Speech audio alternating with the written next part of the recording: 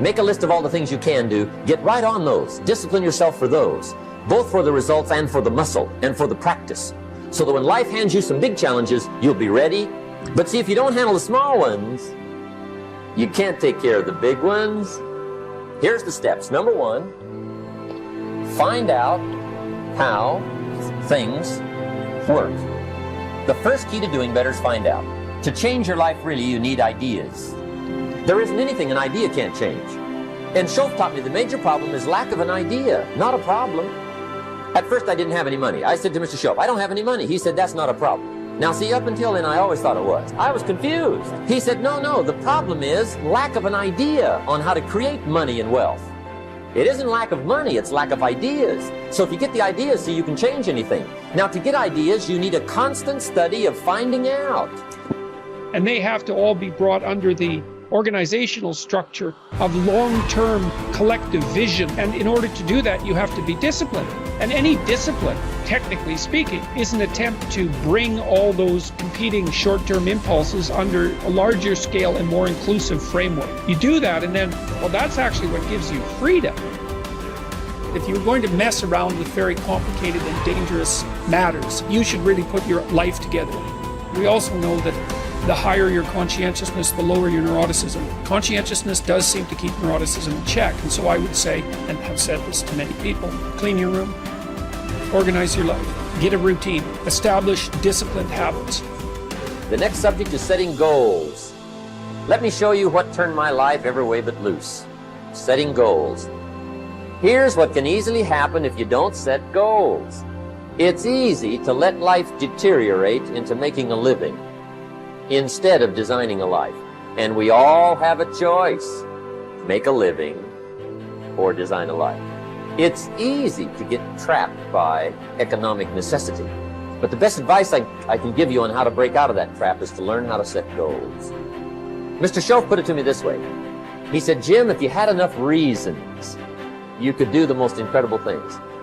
If you have enough reasons. Write down your why. What are you doing this for in life? Your why should be something so big that it changes the whole outlook on how things are with you and your purpose. Think about your passion.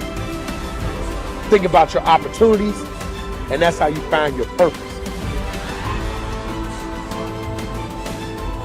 When that why heats up with your passion, your opportunity, your purpose, then you'll find out.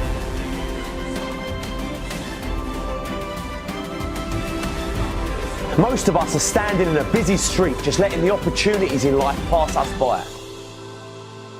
We're waiting for the perfect situation, the perfect circumstances, the perfect opportunity, the perfect time. There's never going to be a perfect time or the perfect moment. There's never a perfect moment to do something great with your life.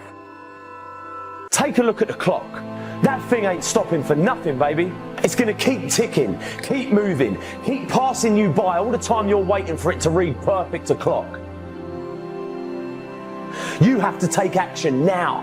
Whatever that goal is, whatever that dream is that you're holding in your mind, now is the time. Forget all your excuses. Forget all your problems. Not tomorrow, not next week, but right here, right now.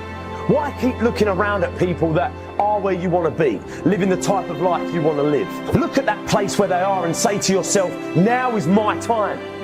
Now is my moment. Now is your moment. Today is that day.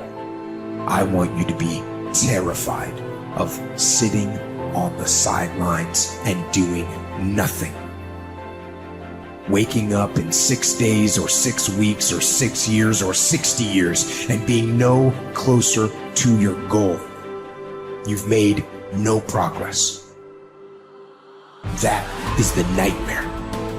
Do the extra repetition, run the extra mile, go the extra round, make the right choices. Give the full measure, fight back, go down swinging, give every day everything you've got, embed that long-term goal in your mind, burn it into your soul. I got here not because I'm the strongest, not because I'm the fastest, not because I'm the best. I never stopped fighting. It got harder and it got harder, and it seemed the further I climbed, the harder it got. But I didn't stop, I didn't quit. I just kept fighting and fighting and fighting. Think about it, write about it, talk about it, hang it up on your wall, but most important, do something about it every day. Every day, do something that moves you toward that goal, that keeps that goal alive and in sight and in focus. Do what you say, mean what you say, follow through for something for one time in your life. One time.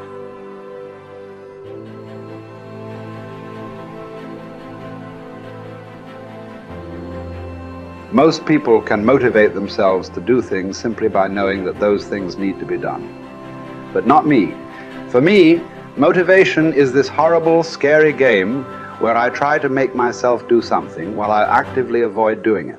If I win, I have to do something I don't want to do. And if I lose, I'm one step closer to ruining my entire life. And I never know whether I'm going to win or lose until the last second. Temperance is not deprivation, but command of oneself physically, mentally, spiritually. Demanding the best of oneself, even when no one is looking, even when allowed less. It takes courage to live this way. Not just because it's hard, but because it sets you apart. The warrior has awareness. We are aware that we are at war, and the war in our minds requires discipline. Not the discipline of a soldier, but the discipline of a warrior. Not the discipline from the outside to tell us what to do and not to do, but the discipline to be ourselves, no matter what. A weak mind must be constantly entertained and stimulated. A strong mind can occupy itself and, more important, be still and vigilant in moments that demand.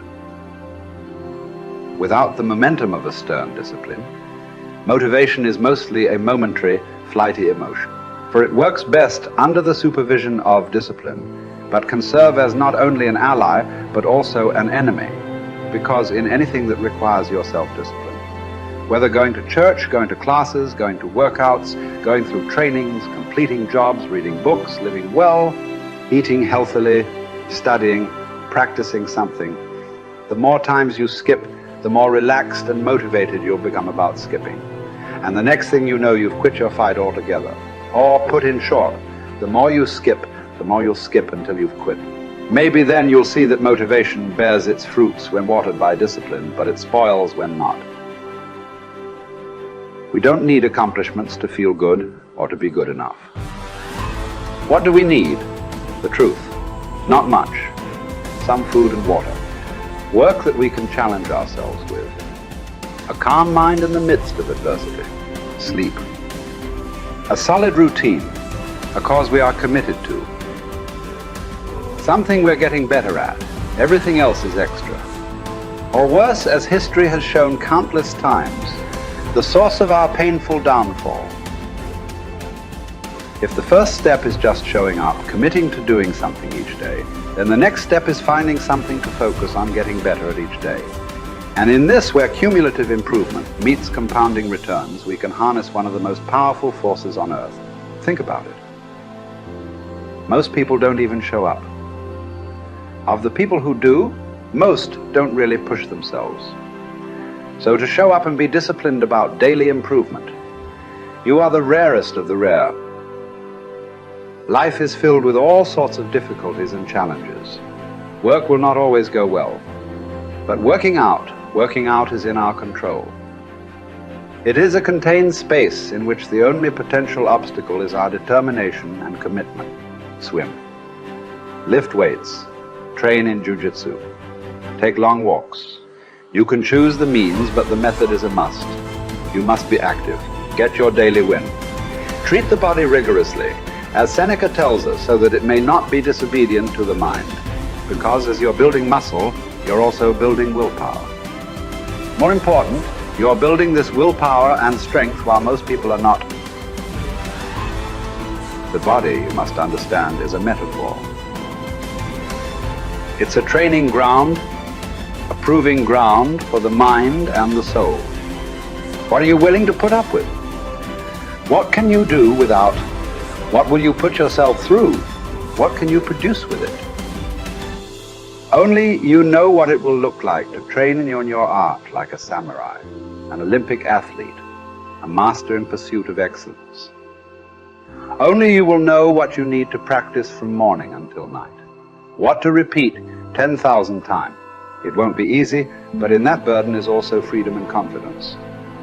The pleasure of the flow state, the rhythm of second nature, the quiet calmness of knowing that from the practice you'll know exactly what to do when it counts, the pride and the dependability of doing it too.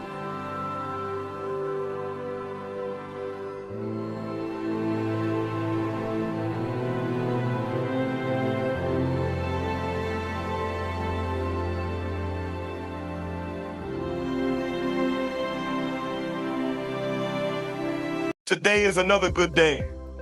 Unlock the path to your best self. Discover the transformative power of the 12 happy life secrets. Embrace all of them and watch your happiness thrive. Remember, your happy life is an inside job.